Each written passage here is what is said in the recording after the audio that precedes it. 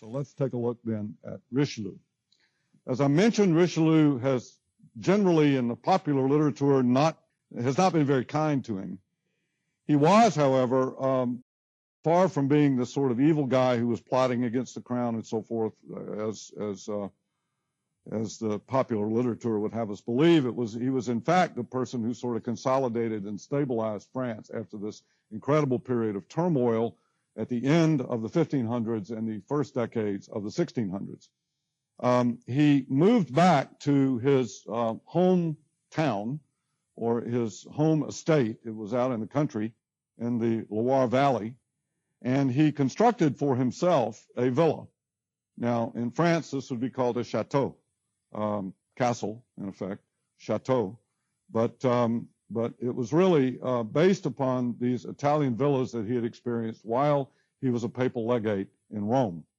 And again, he was trying to set an example for the nobility of what they should do. And if the message was pretty clear, if you want to actually be a sort of a major player in the political landscape of Europe as it was emerging at that time, then you need to sort of behave like it, act like you've been there before, and you should build in a certain way. And the sort of avant-garde, the modern sort of form of that at the time was, of course, sort of headquartered in Italy.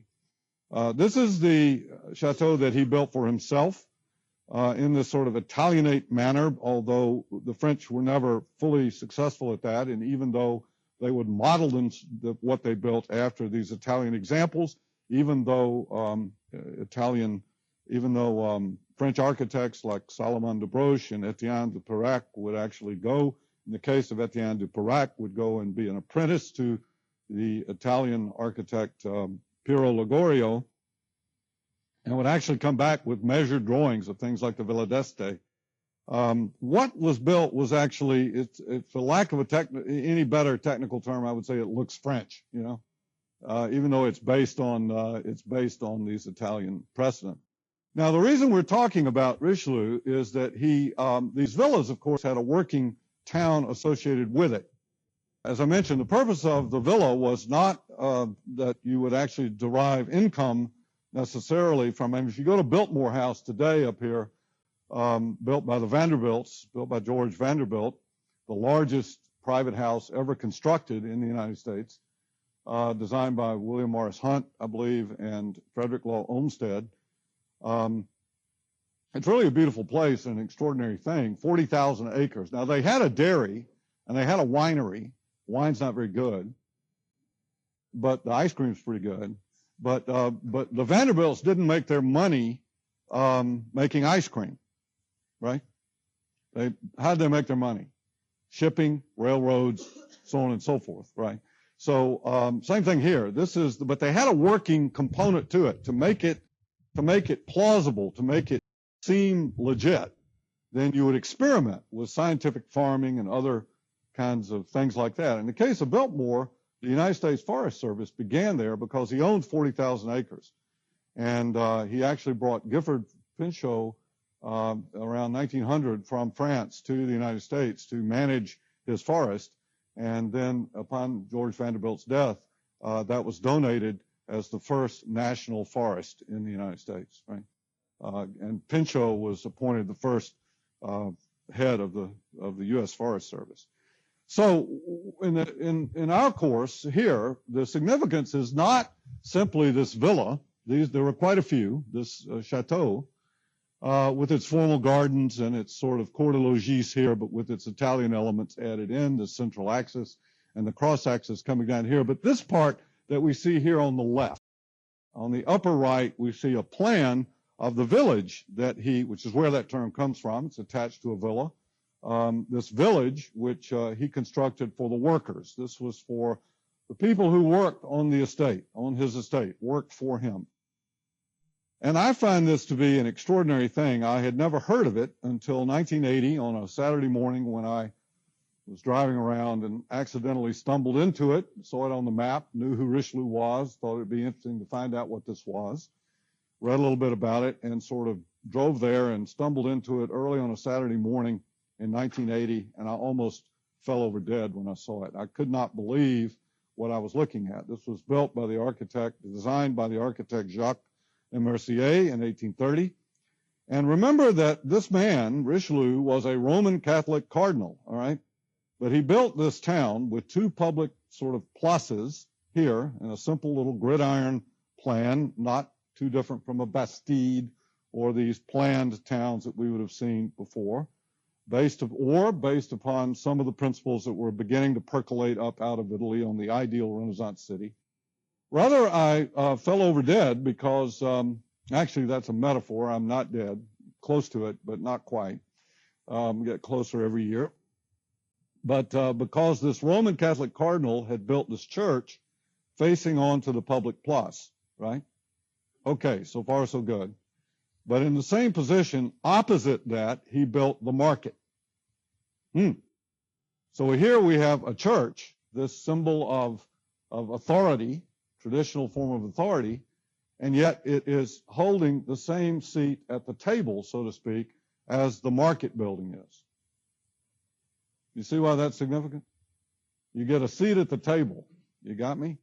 And that seat at the table, it would be like in the president's cabinet if you went around and there was the president and the provost and the vice president for administration and finance, vice president for research, the 6 deans, and 15 students.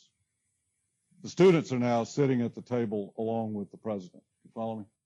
So this is a bit of a change, a substantial change in the sort of concept of a hierarchy of these traditional forms of authority. And again, this point I'm making about in France, what we see is that these royal places, even though they were built in concession to the king, essentially by the king or the king's agents, or by a Roman Catholic cardinal, actually has a secularizing aspect to it. It's speculative real estate in the case of Place Vendôme. It might have a statue of the king in the center, but the program is to actually build housing.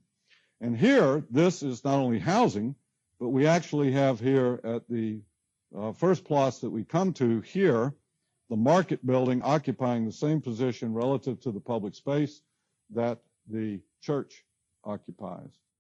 Now, during the Revolution, all symbols of the monarchy and these traditional forms of authority, this is the big revolution of 1789, the mob throughout France pretty much destroyed anything that they thought was associated with the monarchy or the church. In fact, in Notre Dame, this is sad in a way because on the facade of Notre Dame de Paris are these statues, and the statues are actually the statues of the kings of Judea, right? These biblical characters.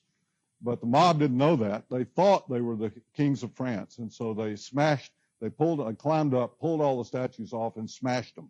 We see this all the time. You see this in revolution anywhere. You will see the symbol of the government. I heard on NPR yesterday that in Nigeria, just day before yesterday, unfortunately, this rebel group destroyed the oil pipelines. Now, that's the primary income for this country, Nigerian, big country, 100 million people almost. And of course, the rebels weren't clearly thinking because you don't destroy your infrastructure, right? I mean, that doesn't make sense. But they associated the infrastructure was owned by the government. We are opposed to the government, so we will blow up the infrastructure owned by the government, not realizing that had they been able to achieve some sort of political solution which would have changed government, then you would not have destroyed all the infrastructure and the capital investment that's going to be required from somebody, World Bank, somebody, in order to rebuild that, which is going to provide you with your primary source of export income. Tragic, actually. Well, same thing went on here. So they destroyed the chateau completely. The only two things that remain is this, you can see where the Cour de Logis was. There's a canal that runs around it, and you can sort of trace the outline here of the central axis. And then there are two small buildings designed by the Mercier in 1630, 1636, which exist back here in this kind of exedra form in the garden. But those are the only two things that remain. The property was then transferred to the University of Paris. But what they didn't destroy, what they didn't touch was, of course, the worker village, right? That remained intact, and it is intact today. So let's take a look at it. Now, the remarkable thing about this is that we have then, following the precedent, is actually this comes before Place Vendôme. So this is actually a precedent for the Place Vendôme. Here's the church opposite the market. The water supply is in the center here. And then we see these uniform facades that were built all around these sort of two public squares and the central street. And then the intent was that all the facades, like Place Vendôme, would be controlled, uniform facades. And then behind that, you would build whatever you needed to build. So when you walk down here today, you may have an expensive apartment building. You may have an automobile repair shop. You may have a place that makes donuts. You might even have a girls' school with a basketball court, right? But they're all unified by this architectural move, which was essentially to create these uniform facades all the way down the street. This is the cross-axis from the front of the chateau going down into the town. Show you where we are. This is this sort of exedra shape that we see right here, and that gate that we see there is this gate that we see here. Move directly into this public place. Sorry, these were old 35 millimeter slides that I had to scan, and so they're not the best photographs in the world. I keep trying to find substitutes for these, and slowly I'm doing that, but I'll probably be dead by the time I'm able to swap them all out for something I can find on Wikipedia somewhere. But here we're to the right of this, where that car is coming from, is the church, and to the left is the market. Now you'll notice these trees, and I want to mention this tree because you notice these kind of gnarled, knuckle-like things that are sort of sticking up here in on these. This is a practice that the French engaged in because it comes from viticulture, the growing of grapes. And in the growing of grapes, you actually, today by law, certain classifications, the Grand Crus in Burgundy, for example, which are limited to 30 hectoliters per hectare, prune back those grapes and only leave three vines coming off the stump. You get about 70 years out of a vine, and then you grow them up, and they're sort of controlled. Well, this goes way back into the fact that if you reduce the total amount of bloom or the total amount of the vine that is actually having to get nutrients, and you're going to get better flavor in the grapes that are remaining on these other vines. Some plants have what's called adventitious growth, and some do not. And some adventitious growth means that if my arm was a branch and I cut it off here, I would grow new hands at the point of the cut, right? So certain things like chestnut trees, grapes, crepe myrtles you've seen where people will cut them off and then they put out new growth at the point of the cut. It's like sucker growth, but you're controlling where that goes. Certain other plants like an oak tree or an elm tree, if you cut the leader, you've cut it off. It's like cutting off your arm. You're not going to grow another one, right? And so there are these differences. And this practice comes from the practice of pruning back the vines to produce a certain kind of cultivation of grapes, a certain flavor, what they call terroir, takes all the minerals and puts flavor in it, or to produce more bloom or to produce less bloom or something. But you prune that back hard. Those stumps in February will be that big out of the ground. That's it, in the great vineyards in France. And so they began doing this to these trees. And plane trees, what we call sycamore, but a sycamore in the ancient world was a fig. This is actually called a plane tree, and has this adventitious growth. So if you cut it back at the same point every year, you'll get this kind of gnarled appearance, and then this new growth will come out at that point, and this will become significant in a moment. So here we have then a better view across the, there used to be a fountain in 1980. That was the old water supply of the town in the 17th century. It's been taken down and replaced by this rather pathetic architectural feature here. And I don't know why they took it down. That thing was great. And you're coming in from the gate here. There's the church, and then directly opposite the church is this market building, really extraordinary building that would still function. So on Saturday, when they have Saturday market, all those It's lined with stalls of fresh fruits and vegetables and meats and cheeses and all kinds of wonderful things. And then from that first place, we look straight down this axial street through the gate of the town and out into the countryside. And you'll notice here that the facades are, for the most part, absolutely uniform along that straight street. Same architectural feature. There's one here that must have burned and they rebuilt it and somebody got fancy. But, here we have, I've got a better idea. I'm going to rusticate mine. But anyway, this is what it looks like. Now, if you go down that street and you look in each one of these doors, you will see residential buildings, ground floor retail, like the old Roman insula, charcuterie. But you look through the door and you'll see a courtyard. And in that courtyard, you might have a garden. If it's a residential building. It might actually be a gas station and an automobile repair shop where you get a new muffler or your brakes fixed. The next one might actually be a Catholic girls' school, complete with a basketball court and a chapel. And there we see a little bit better. And then here we see an example of a residential building. A lot of retired people there today that contains this garden. Now, with that in mind, I want to go back to Paris and back to the Tuileries and to talk about this extraordinary man, André Le Notre, who sort of took a lot of these precedents that were already out there and actually transformed the whole sort of architecture of the French garden, and did so in a way that ultimately set precedents for what would come 200 years after his death in the 19th century for the reconstruction of the entirety of Paris. The Tuileries, actually, as I mentioned, was associated originally with a garden, a building, a palace, a royal palace that was here. And if we sort of look at this side over here down what is now the Rue de Rivoli, we'll see in a moment there was a small village over there, not unlike what we would have seen, not quite as architectural and not quite as designed as what we would see at Richelieu, at the Palais de Richelieu. But there was a village there. Those people who lived in that village worked for the king, and André Le Notre grew up in that village adjacent to this garden.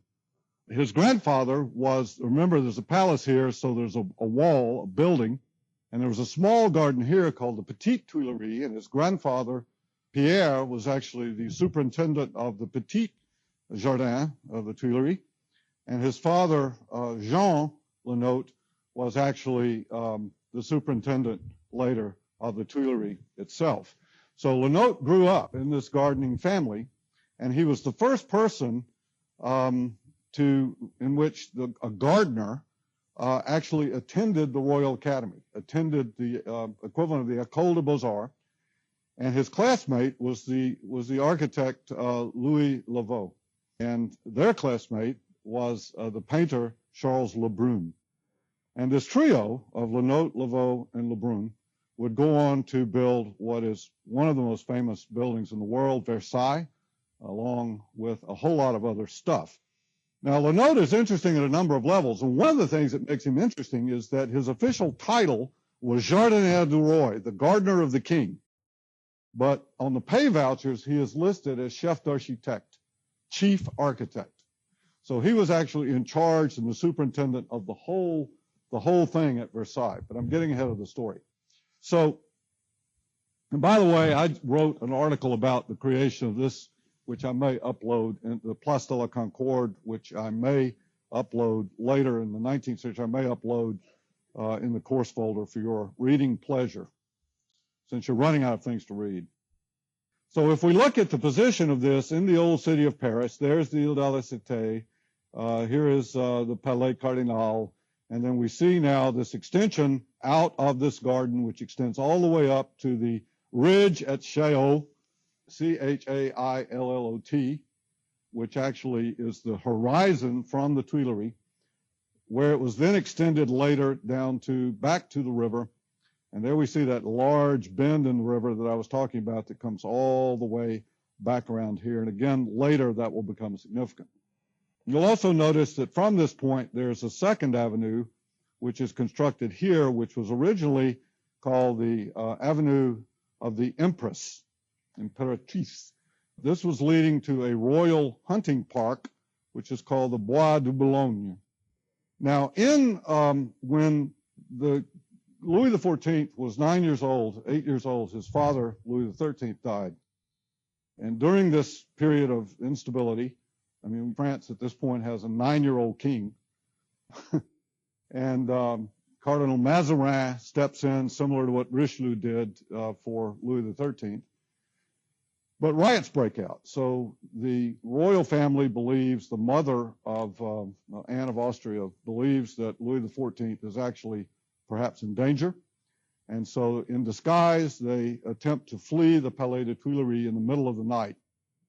And they are discovered as they exit the garden, crossing what is now Place de la Concorde, going up the Champs-Élysées. And the mob begins to throw rotten fruit at the carriage. And a piece of fruit, don't know what, came into the carriage and hit his mother in the face. And this is something that the king never forgot. And he swore at the age of 10 that he would never set foot in the city of Paris again, and he never did. And thus the motivation for the construction of Versailles and for the iconographical program of Versailles, which is not simply about the megalomania of the king, but about these Greek mythology in which he saw himself being protected as a young Apollo, being protected by his mother Latona at a very early age. Point being, they took refuge overnight in the royal wood here, which was the Bois de Boulogne, until they traveled on to his father's hunting lodge at a little place called Versailles. And Louis then decided when he reached his majority age, at the age of 18, he decided that he would, in fact, in 1661, build a new capital for a new France at Versailles, which we see here. So if you look at the entire Paris basin, you can then begin to see the extension of this axis up, connecting to the Bois de Boulogne. And then down here somewhere we see Versailles, and we're going to go there in just a moment. But there was a notion at the time that you would have these sort of royal avenues, highways, but avenues which would connect these important things to a venue, to a place, a straight street, A to B. And it was never fully implemented, and as I said several times, it will take a while before that happens. Well, they ended up here. Now, the original building is still in there. It's often referred to as the pasteboard chateau. And what we see here by Laveau is actually what Louis XIV built. And it housed eventually 10,000 people. Now, if you think that somewhere between 8,000 and 10,000 people, if you think that it's just the megalomania of the king, again, this was the capital of France. So he had all of his ministers there. He had his interior minister, all of his generals, everybody all sort of set within this extraordinary chateau.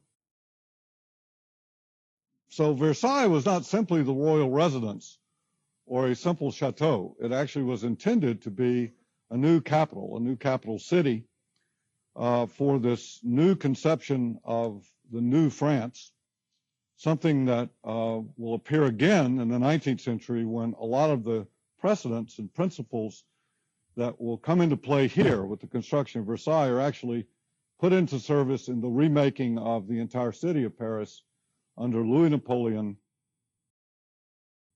beginning in 1851. This is the chateau. There's a backstory to this, and that is that there was a trio, a landscape architect named André Le Notre, an architect named Louis Laveau, and a painter named Charles Le Brun. They had been classmates at the Royal Academy. Le Notre having come from a family of gardeners whose father and grandfather had been actually in charge of the Grand Jardin de Tuileries and the Petit Jardin de Tuileries, while André was growing up adjacent to the Palais de Tuileries, which was an extension of the Louvre. But he was the first such person to actually go to school. In other words, to get a full education in the arts, in painting, and so on and so forth.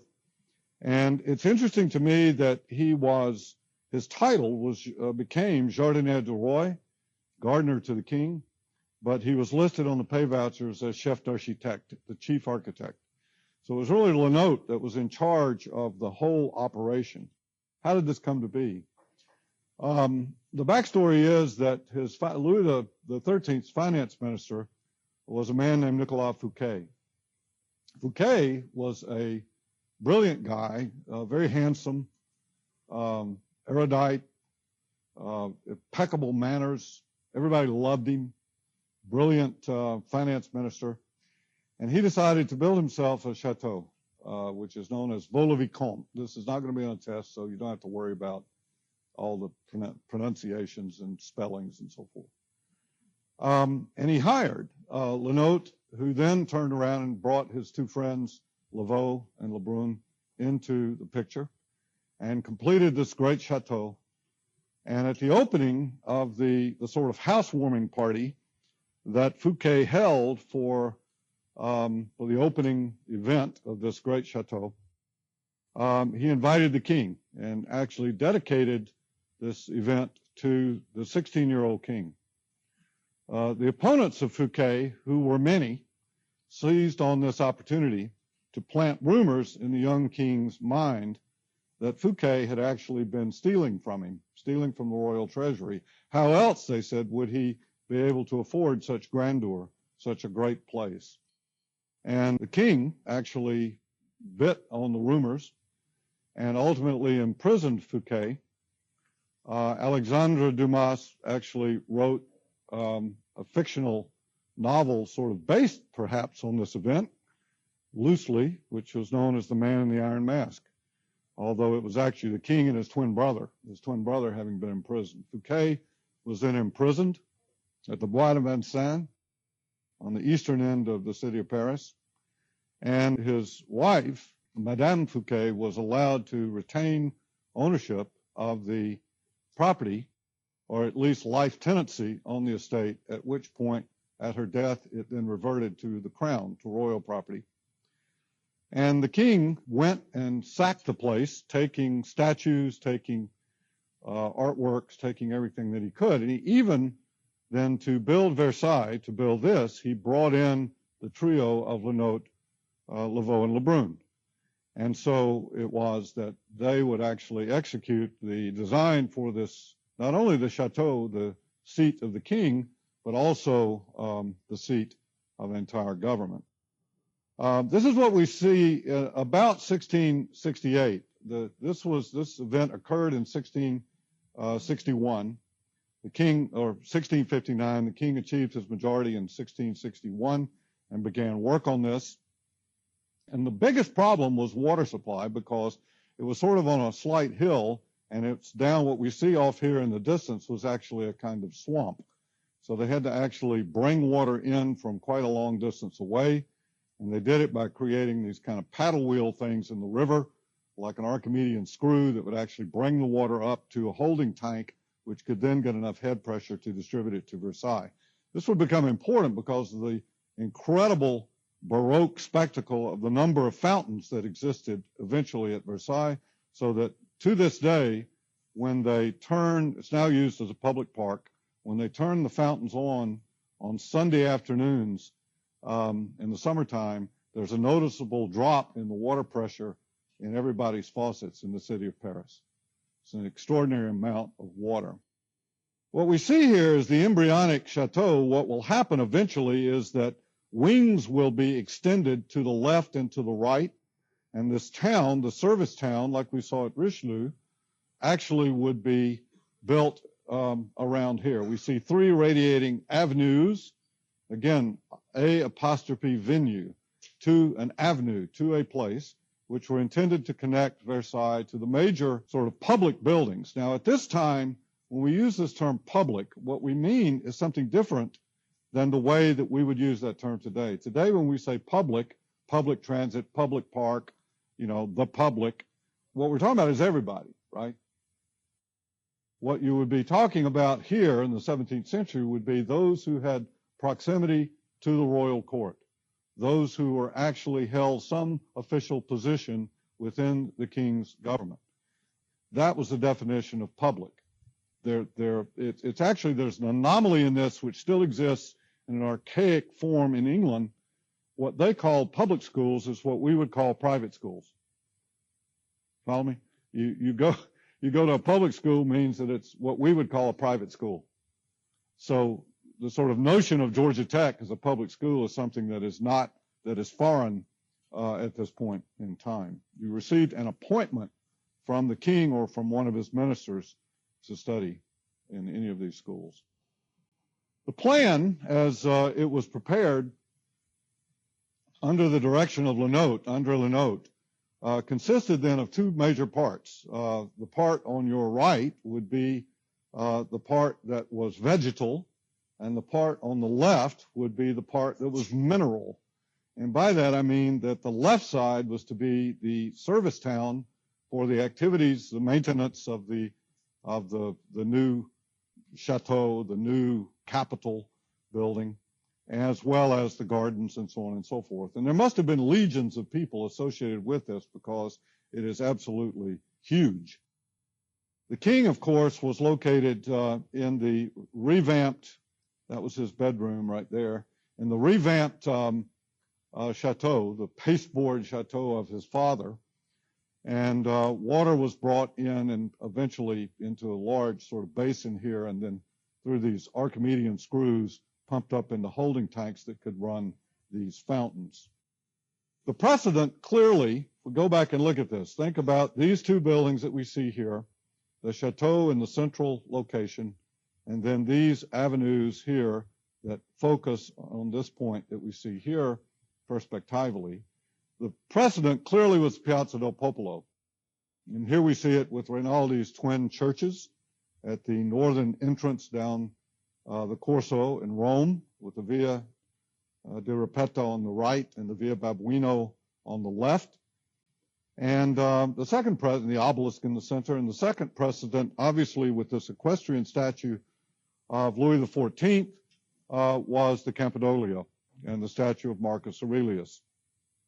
I want you to notice the fact, look at the position of the feet and look at the position of the arm, and then notice the same thing here. You see the direct, almost copying of this monument here in the Campidoglio, but now it has been placed at the intersection of these three avenues in the same position that the obelisk would have been in the Piazza del Popolo.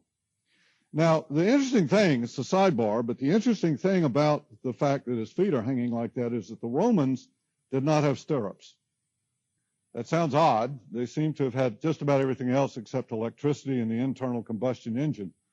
But they did not have soap, and they did not have stirrups. That gave the Huns and the Mongols, when they came out of Central Asia, they used stirrups. And if you had stirrups, it was a huge technological advantage because it meant what? You could stand up in the saddle and shoot an arrow, right?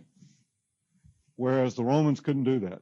You can't stand up in the saddle because you don't have stirrups. Later, of course, they adopted it, as did just about everybody all around the world. But it's interesting here that long after stirrups had been adopted, the French version of this at Versailles is so imitative of Marcus Aurelius that the stirrups are left off. There we see it then looking down the central avenue, which was headed back toward Paris, and then on the right and on the left, flanked by these two buildings that we see here. Now, here we have what? Churches. Who's the patron? A pope. Patron here is the king. What are these two buildings? Churches? No, they're stables. These were for the Royal Horse Guard. And so he's actually taking, this goes to Matt. Matt, back in the back. You had a question about, you used the term superficial, which kind of threw me a little bit because I couldn't figure it out. What you're seeing is a kind of transformative action where the plan, the idea, and the precedent is adopted, but what you're doing is sort of altering it and substituting other things. So we don't have churches here. We actually have stables, right? Where the obelisk would have been in Piazza del Popolo, we now have a statue of the king. The king becomes, at this point, the embodiment of the nation in a very real sense. On the vegetal side, we have a series of gardens which are bounded by streets with fountains at every intersection that we see here.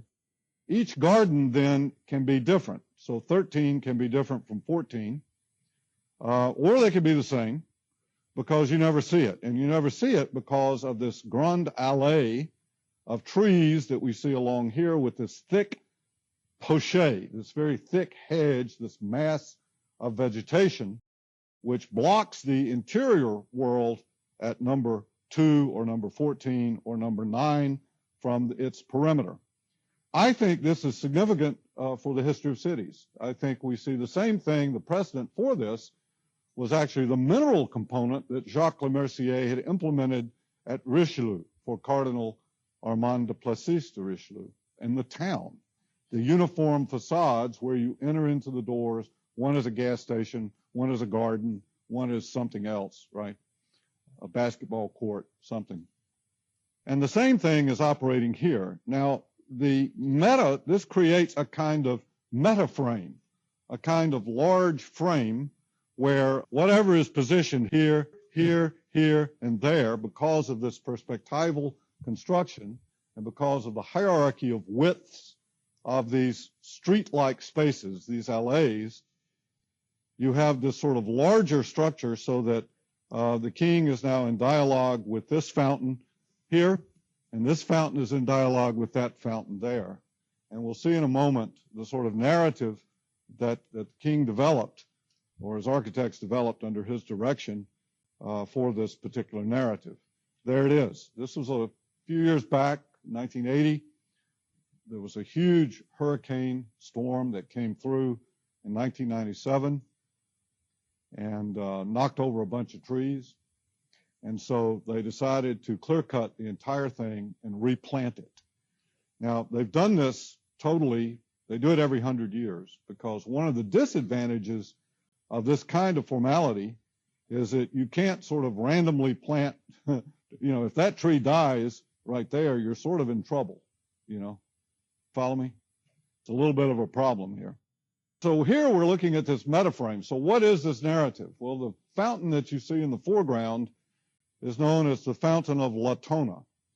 Latona in Greek mythology was the mother of Apollo and Diana.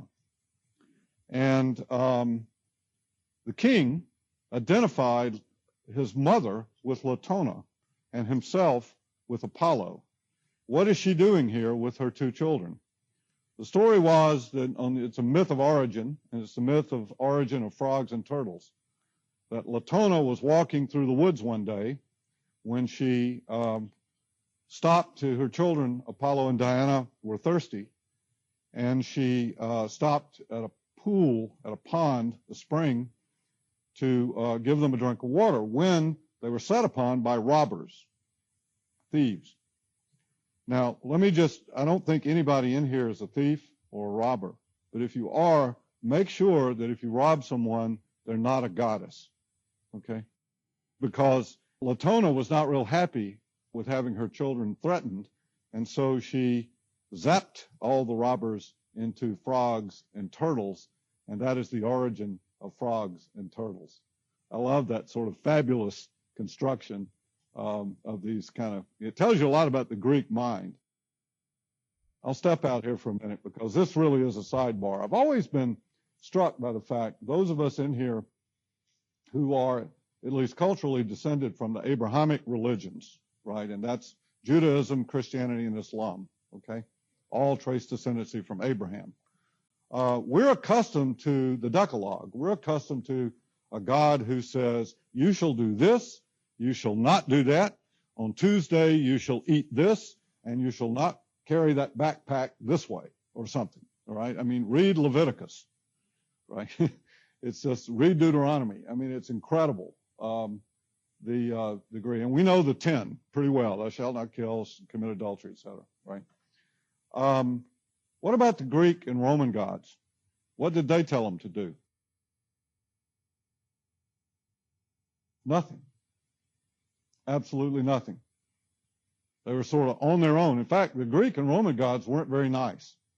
They would come down and zap you into a turtle or, you know, if they saw somebody they liked, they'd say, and they'll appear in their bedroom. Look at Mars and the mother of Romulus and Remus. And I guess they believed it. We were sort of like toys, right? Like if you read the Iliad, the gods are sort of taking sides, right? And they're sort of out like ghosts in the battlefield, guiding the spears, and so on and so forth. But there was no commandment to do anything, right? Or not do anything. Just sort of on your own. I've always been struck by that, and I don't know that it has anything to do with this course, but I thought I would mention it because I think it's worth thinking about. Nothing else. It's worth thinking about. Well, Latona, in this myth of origin, originally faced the palace and the king's bedroom. But eventually, she was turned around and the fountain was reconstructed when this fountain was built, because this is the mature Apollo raising out of the water on his 4-horse chariot. So here the young Apollo is in with his mother, who had protected him during the riots when he was 9 years old, as they escaped the Tuileries into the Bois de Boulogne. Now is the mature Apollo, and he wants his mother to see what he has created and what he has done. The most outrageous piece of all of this, and it is very outrageous in terms of capital expenditure, it's just mind-boggling. But one of the most outrageous things, which does have something to do with this course, and which we will come to later, is this piece of grass that we see in the center. This is called the tapis vert, green carpet. Why do you suspect that would be so outrageous? Anybody? Take a guess, wild guess. Well, all of our grass has been imported, so yeah, it's pretty impressive when you think about the amount of lawn grass we have in the United States, all of which is imported from somewhere, even Kentucky bluegrass, native to China, right? Well, what is really outrageous about this is they did not have mechanical mowing. The lawnmower was not invented until 1849. So what does that mean? Scissors. That's why they had to have a service town. Probably a whole section of that town with people who had nothing but scissors. They had a trade union with people who cut grass, I guess. I don't know. That's what it looks like after the trees had been removed. So I wanted you to see it, how it was intended to be viewed. And at some point when you're my age, you can go back and it will be back like that. Okay? Of these great chestnut trees. Now inside these, which are called bosquets, here, inside here, you will see these various gardens. There's the great tapis vert with the mature Apollo looking back toward the palace. And the reason that this becomes significant, I think, in the history of cities is that what it means is that this interior, even programmatically, can be different from this one. You can actually have a theater here, and you can have something else over here. In fact, you could even have 2 plays going on in 2 different theaters at the same time, if you wanted to. Because it does not, because of this sort of thick wall, this kind of facade of vegetation that we see here, that's where we're looking. This right here is this right here. This corner that you see right there is this corner that you see right here, and this fountain that you see right here is this fountain that you see right here. This is the Neptune Basin.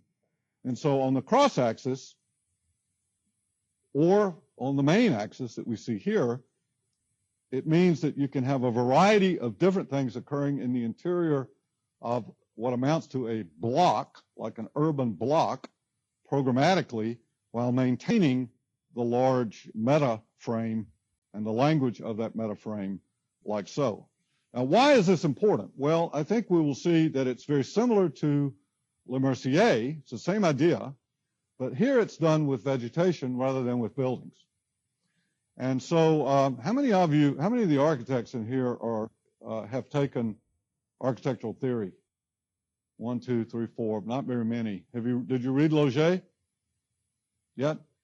The French theorist of the 18th century? Well, he writes in there, and you should look for this, he writes that a city would be best if it was designed like a forest.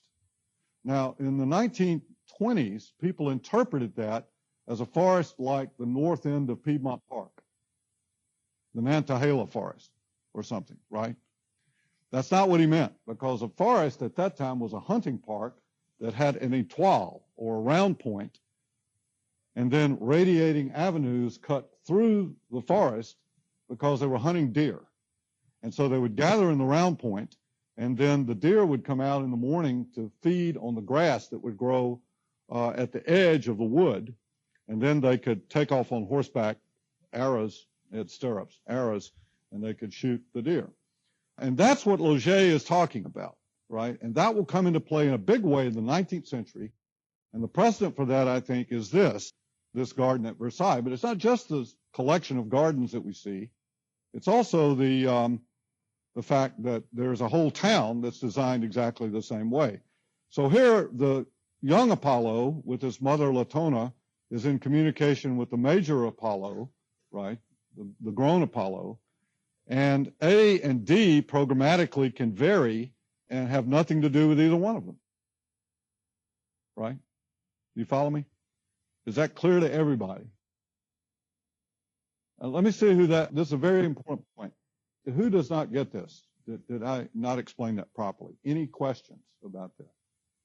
You see how this works. You've got this large frame, and then you have this thick sort of mass of this wall, this facade of vegetation, and that allows A and B to be in communication and have a master narrative while C and D have something else. You could put a basketball court at D and it wouldn't change the two red dots. You follow me? Very significant.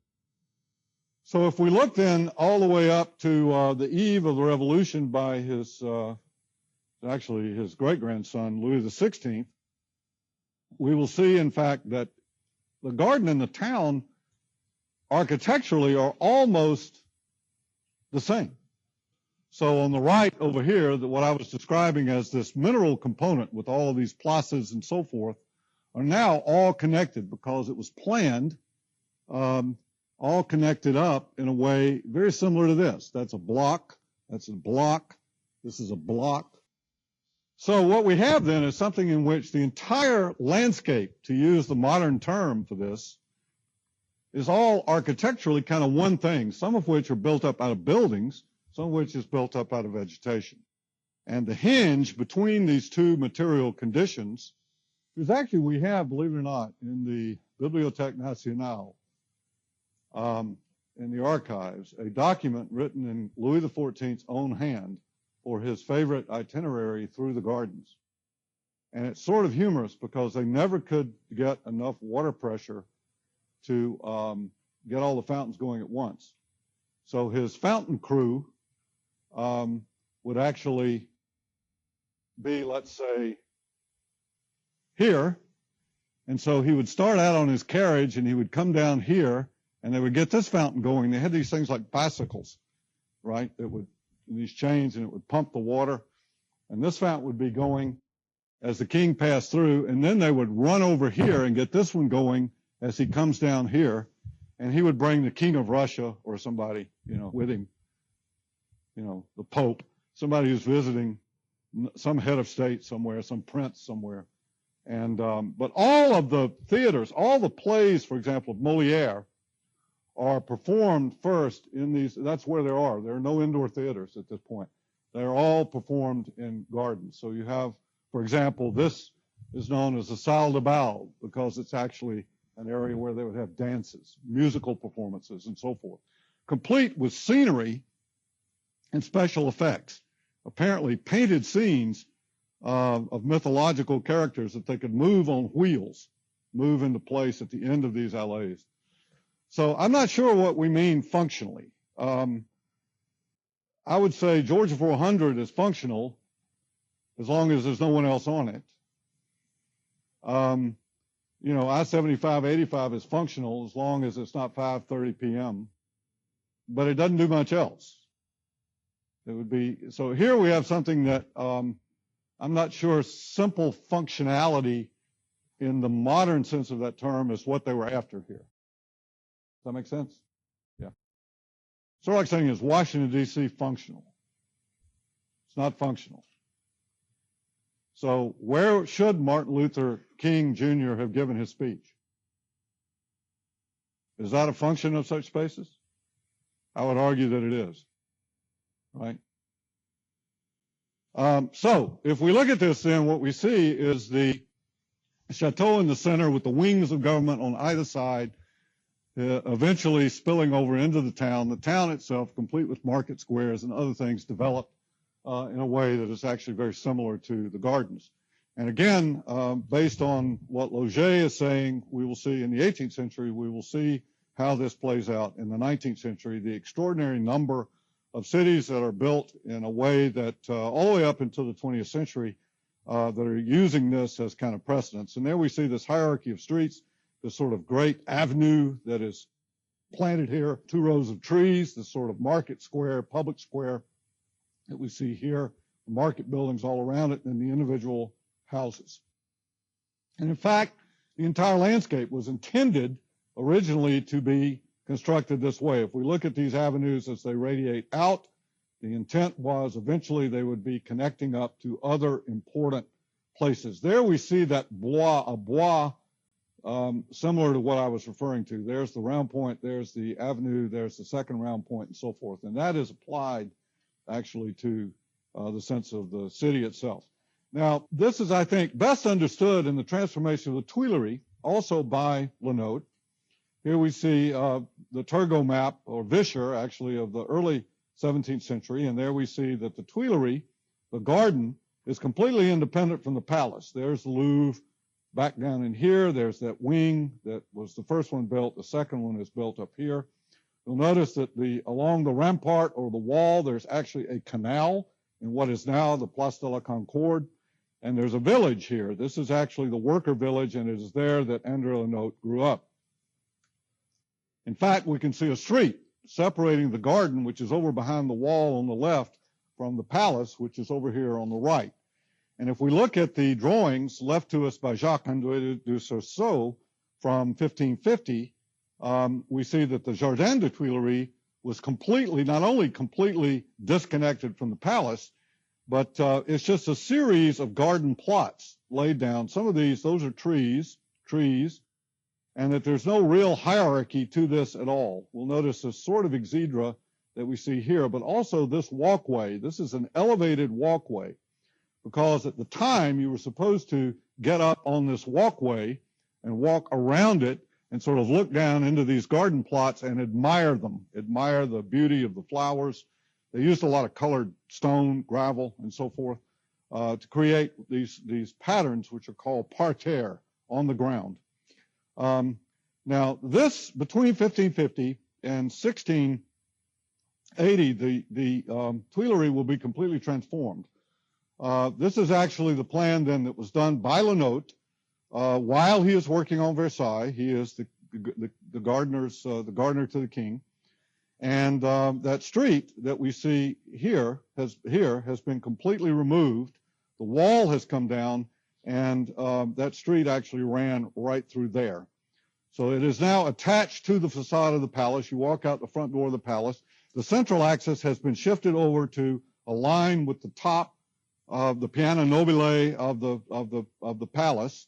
And then this hierarchy has been introduced between these two fountains, this one called a parterre d'eau, parterre of water, and this fountain that we see here.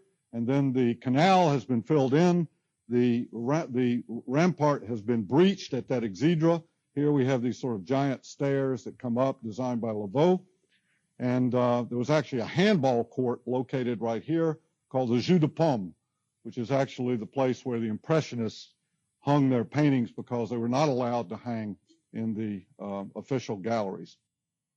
This plan is extraordinary to me because what we see is that we've achieved symmetry at the large scale while allowing for a variation and diversity at the minute scale. This is actually a theater that we see here.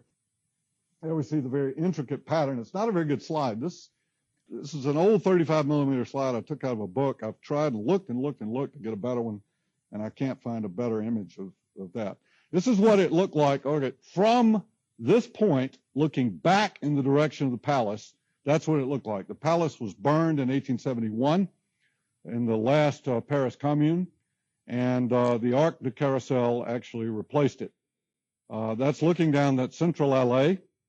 There we actually see it from the Turgot plan of 1739, and there you see it lining up here and then extending across what is now the Place de la Concorde with its obelisk in the center, and up and across this open field, which is known as the Elysian Fields, or in French, the Champs-Élysées. So the extension of this axis out of the garden became the Avenue Champs-Élysées, literally. And the armature of the garden of this sort of, if you look at this carefully, look at this plan, what you'll notice is that they're actually a sort of colonnade of trees marking these streets with sidewalks in between, and then this thickened pochette, which to some degree still exists today, which then is extended up the avenue. There we see the drawing by Israel Silvestre, which was done in 1680, which shows, again, a theater space here. There's that thick hedge. There are the trees forming these kind of sidewalks, and then the large streets or carriageways. That's the site of the Place de la Concorde, and that is the site of the Arc de Triomphe up here at the ridge line. So it was extended all the way to the horizon. There's another view of it up to the horizon, and that is the same view that we see here today. Now, there's a long and complicated history that comes into play with the erection of the obelisk and the construction of the arc and so forth, and I will put something I wrote on this in the folder for you to read when we get to the 19th century city of Paris. This is a 1980s zoning map of the city, and it's interesting what the zoning map is showing. There's Place Vendôme. Here is the Palais Royal built by Richelieu. Here is the wing of the Tuileries, of the wing of the Louvre coming up here, finally completed by Napoleon I. A major street, which we will encounter later in the course, called the Rue de Rivoli, and then the extension of this axis directly up the Avenue des Champs-Élysées, across Place de la Concorde, with its obligatory obelisk, a gift from the government of Egypt to the July monarchy of 1836.